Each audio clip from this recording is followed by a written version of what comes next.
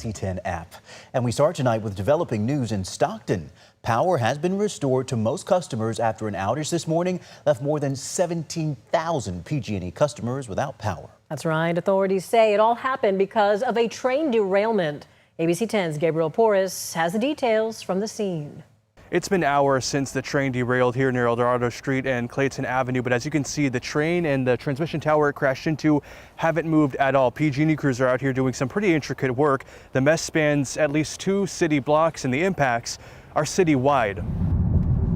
Through the heart of downtown Stockton Monday, there were no lights to direct traffic, no power in buildings and businesses, and just a few miles south, everyone was just trying to make sense of this. A chaotic web of power lines, equipment, and poles narrowly missing homes, landing in yards, on sidewalks, and right in the street in front of the Hernandez household. I saw sparks on the cables. We saw it all fall down. We saw the sparks on the cables, and I kept looking, and I saw one of those coils drop down and start hanging over. One of the towers is bent, so we know it's something big. And this is where it all began. Union Pacific says around 8 in the morning Monday, 3 of its cars derailed, slamming into a PG&E transmission tower and damaging several others. According to Union Pacific, no hazardous materials were involved and no one was injured, but the impact was massive. 17,000 customers initially without power. Right now, as of 1 o'clock, we've been able to restore power to about 92% of those customers. For some, restoration wasn't fast enough. The county courthouse forced to close for the day, along with several downtown and south side businesses. One restaurant downtown saying the outage means a loss of thousands of dollars. And a pallet yard near the scene forced to send home 15 employees. All of a sudden, we just had no power. It's affected our business all day. I'm pretty sure a lot of people are suffering and a lot of good business are going to be hurting like mine. Monday evening, the city is powering back up, but the cleanup, recovery, and astonishment continue. It's a mess. We went to go ride our bikes, trying to get as close as we can to go see what happened, and sure enough, we saw what happened. So. In Stockton, Gabriel Porras, ABC10. Good to know, Gabriel. Thank you. The Stockton Unified School District says about a dozen schools were impacted by all this, but they were able to stay open. Emergency officials say the rail cars were carrying soybean oil, and at last check, about 100 customers still don't have power. Also in Stockton tonight, state lawmakers have submitted a request for a state audit of the city's diversity, equity, and inclusion program. The request was sent to the Joint Legislative Audit Committee.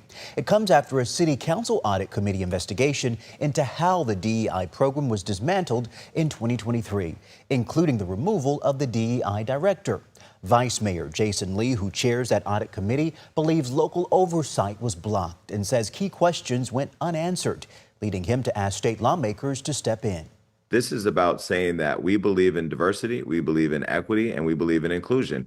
I think every American, regardless of party line, would believe that the best person for the job should get the job, but the table that's set for that opportunity should be fair. The mayor's office says it received the press release regarding the audit request and is waiting now for next steps. We also reached out to the office of the city manager. All city council members and state lawmakers will have a full report tonight on ABC10 News at 6. Now to State Matters, conversations about a potential new mileage tax for California drivers are sparking fierce debate. This after a bill authored by Democrats passed the Assembly last week along party lines. It's now headed to the Senate. Here are the details. Simply put, under this proposal, there will not be a new tax on Californians. The bill, AB 1421, does not propose a new tax. Rather, it continues a conversation started more than a decade ago about eventually replacing the state gas tax with a vehicle miles traveled tax as Californians increasingly turn away from gas-powered to clean energy vehicles. Gas tax revenue is expected to decline, with California working to achieve carbon neutrality by 2045, in part by increasing zero-emissions vehicles. The gas tax is set at 61 cents per gallon, the highest rate nationwide. Republicans have been vocal about their opposition, saying they're concerned there's no guarantee there won't be a double tax on Californians. They say they want insurance the mileage tax would replace the gas tax, not be in addition to it. Okay, can you believe we are less than a week away from the Super Bowl? And it's fair to say the excitement is growing. Yeah, it's growing, it's brewing, it's bubbling up. ABC10's Kevin Johns in the Bay Area tonight with a preview of this week's pregame activities. Super Bowl week is officially here. I am here in San Jose, right outside the San Jose Convention Center, where opening night is going on right now. As you can see, hundreds of fans have lined the streets, a lot of them sporting their favorite teams. Now here's the thing, the NFL prohibits us from going live in opening night right now inside of there, but we got something better for you. We're gonna take you all around town to show you some of the Super Bowl sights and sounds. In the meantime, who's ready for the Super Bowl? All right, follow me, let's go. Welcome to the Media Center, also known as Radio Row. And this right here is arguably the place to be throughout Super Bowl week. This is where all the fun goes down. Now you have hundreds of media outlets in this place from all across the world, all here to broadcast their respective shows. And did I mention there are going to be lots of celebrities throughout this place all week? Let's head to the next location. Well, our final stop takes us to a place that needs no introduction. Of course, I'm talking about Levi Stadium here in Santa Clara, the location of Super Bowl 60, where the New England Patriots will take on the Seattle Seahawks. Now, this is a rematch of Super Bowl 49, where the Patriots were able to escape with that last-second victory, but you may not want to remind Seahawks fans about that. Now keep in mind, the New England Patriots are not used to being underdogs in the Super Bowl, so we'll see if they play with a little chip on their shoulder come Sunday. In the meantime, I gotta head back over to the convention center, so I'll see you guys back over there. All right, I am back now in front of the San Jose Convention Center where opening night currently going on right now. I will have a full recap, including the sights, the sounds, interviews, and all of that stuff coming up at 11 o'clock. In San Jose, Kevin John, ABC10 Sports. Kevin, thank you, sir. Coming up, the 5-year-old at the center of a national immigration firestorm is back home tonight as the legal fight continues. Plus, it's a century-old tradition. We're talking about Groundhog Day, and Punxsutawney Phil has spoken what it means for our weather conditions potentially for the next 6 weeks. Under a dry stretch right now, but changes starting to take shape across the Pacific when rain and snow returns.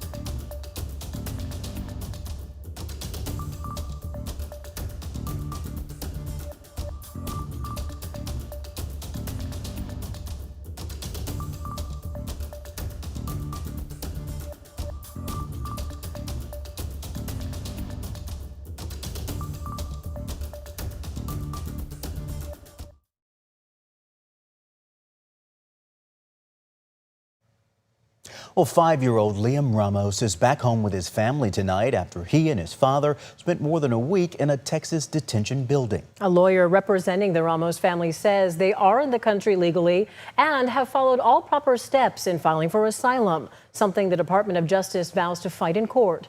ABC's Christian Cordero has the details tonight.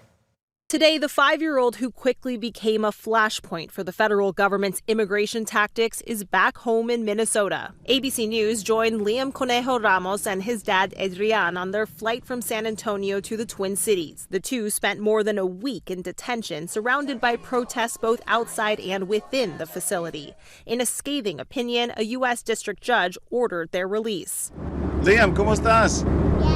In Minneapolis, Pastor Sergio Amezcua has been working closely with the Ramos family and other immigrant families in his community. He says some parishioners have been so scared to leave home that they've resorted to reusing diapers. Recycling diapers. So I went to the store, getting some diapers, so I pulled a call to our volunteer base. And in a matter of 3 hours, they filled this place. It was full of diapers, formula, and wipes. Pastor Amezcua tells ABC's Ike Ejachi the church is shipping roughly 1,500 boxes of supplies daily. A lawyer representing the Ramos family insists they came to the U.S. through a legal point of entry and have filed for asylum, something the DOJ is pushing back on. There's a very meaningful dispute about whether they had properly applied for asylum. And in Washington, a different dispute. A partial government shutdown is in effect as Congress, faced with Democratic demands to reform ICE, works on separating a wide-reaching funding package from fiscal year funding for Homeland Security. That effort passed through the Senate on Friday. Republicans had to negotiate with us to pass any bill. They had to listen to the American people calling out for change. That amended bill went back to the House, but it's unclear if it has the support it needs to pass and end the shutdown. Christian Cordero, ABC News, Washington. It's Punxsutawney Phil! Oh yeah, it is a Groundhog Day, and if you haven't had enough of winter yet, he says that we'll have 6 more weeks of winter. That is according to that little guy you saw them lifting up above the crowd, Punxsutawney Phil. They said he saw his shadow today. It's an annual tradition, an annual prediction, and it happened just after dawn outside his tree in Gobbler's Knob, Pennsylvania. Quite a big gathering out there. Apparently, he doesn't really have a good track record, so our weather team, we're going to lean on them a little bit more. 6 weeks is what he says, but we're getting a little taste of spring here, so I'm not complaining. Well, I don't know about 6 weeks, but Monica, you are tracking at least another week of rain coming up for us next week, huh? Right, so we kind of have this week to prepare, enjoy all the sunshine, take in the guilt-free, warm and dry weather because changes are coming to the 10-day forecast, and that is something that we're going to be tracking. We're going to start it off, though, with some poor air quality, and not necessarily as bad as what we were seeing a couple weeks ago when we really were socked in with that haze, but we're going to be tracking what kind of implications this stable weather pattern will be having. Warmer week ahead as we move on through this first full week of February. Next week, we've got those rain chances returning to the forecast. Again, here's a look at the current air quality, and the poor air quality is banked up into the lower foothills, kind of in the mother lode south of Highway 50. That's largely where we were seeing the bank of clouds just kind of hanging on through the day. Not a whole lot of burn restrictions in place, but for Sacramento County, it is legal to burn. San Joaquin and Stanislaus County is where we have the no burning unless registered in place. Our fog alert, we've got the dense fog advisory in place for the San Joaquin Valley through tomorrow morning at 10 a.m. Limited visibility, kind of tough on that morning commute. Hazy out there as we're heading into this Monday evening. Our sunset was at 5:30, so we're just a few minutes past that. Temperatures holding on to the 60s for the Valley. Tahoe right now at 41 degrees with clear skies. Highs today warming into the mid and upper 60s. 71 though for Fairfield as we headed into the North Bay area. Highs were warming into the 70s, 50s for much of the foothills and Sierra. A lovely afternoon for us kicking off this new work and school week. So the water year so far kind of hits and misses. October, November, big rain came in and boosted our numbers quickly. And then December and January, 2 of our wettest months of the year, fizzled. February is our third wettest month of the year. I should say it's our second wettest month of the 3, December, January, and February. So there's still certainly plenty of time to do some catching up. Right now we have just under 9 3/4 inches of rain. We need a lot more because we basically get 50% of our annual precipitation in December, January, and February. So we need to catch up here. We've got a lot coming in from the Pacific, much of it going to the north of us, but I want to fast forward. We'll get through this week dry. We'll get through the weekend dry. But then by early next week, about this time is when we're going to start to open things up a bit. Chance of rain and snow returning to the forecast. Now that sets us up for a likely cooler and likely wetter weather pattern for the middle of February. So things are certainly starting to change here. Highs in the 50s for tomorrow and this year, 60s to low 70s throughout the foothills. We're still in the 60s and 70s across the coastal communities. And then as we move inland, highs will warm once again into the mid to upper 60s, well above average for this time of year. Highs are going to stay in the 50s for much of the mountains. We're in the 60s and low 70s for the foothills. For the Bay Area, all those visitors over there for the Super Bowl, highs are going to be in the 60s with dry weather. Our extended forecast, well, we're going to keep it high and dry and warm at least through this week. By next week, we've got the changes with some cooler weather. We know we need the rain, and we knew it was coming back at some point, right? Okay, Monica, thank you. Yeah, we do enjoy all of those spring-like feels here. There you go. Yes, keep it coming. Yes. Monica, thank you. Next at 5:30, musician Bad Bunny makes history. Plus, standout performances, surprise wins, and memorable tributes from music's biggest night.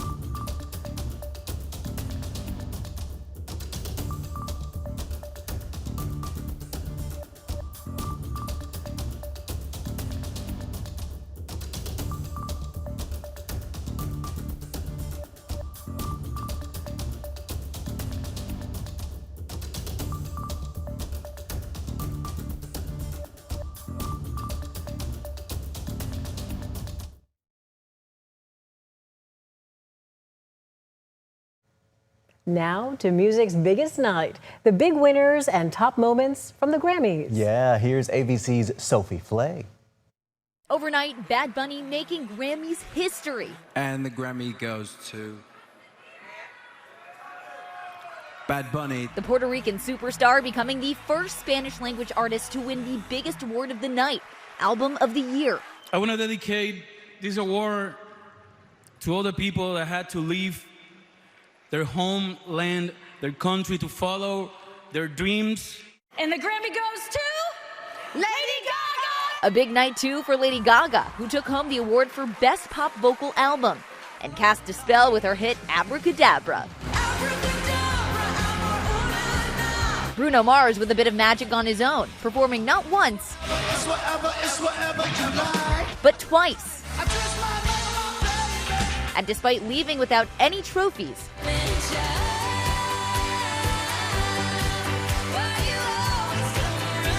Sabrina Carpenter managed to steal the show with her performance.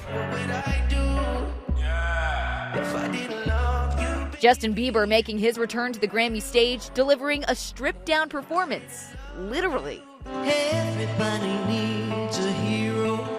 Reba McEntire performing at the Grammys for the first time in honor of her late stepson, talent manager Brandon Blackstock. Reba leading the tribute section, which included Post Malone performing War Pigs in honor of Ozzy Osbourne.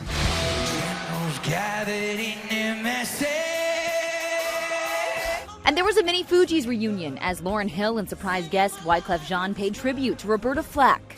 Killing me softly with his song. Killing me softly with his song. Some surprises among the award winners, too. Billie Eilish taking home Song of the Year for Wildflower, beating out the heavily favored Golden from K-pop Demon Hunters. It was a great night, and now we look forward to next year. The Grammys are headed to ABC, Disney Plus, and Hulu in 2027.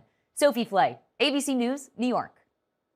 Sophie, thank you. You know, I could not believe that it was Reba's first time performing at the Grammys. I know, she's such a fixture in the music scene and so beloved by everybody in every single genre. There was a little bit of everything for every music lover out there. They didn't mention it in the story, but we were talking about Cher. We love that moment from Cher where she's like, is it in the teleprompter? I know. I thought the winner was going to be in the prompter, but she is so perennially lovely. Because you were talking about Luther, right? And she was like, not Luther Vandross. She's Can't like, be, right? That doesn't add up. Yeah, you have to go back and watch that one. I thought it was really cool to see Justin Bieber back on the stage for the first time in 4 or 5 years or so. Huh? That's true, too. He can still sing, as they say. Absolutely. Those live performances, they don't hold back, right? They don't leave anything on the table. Still to come, from the lab to your snacks. Researchers are turning cranberries into a natural food color breakthrough. How it could change what's in your favorite foods.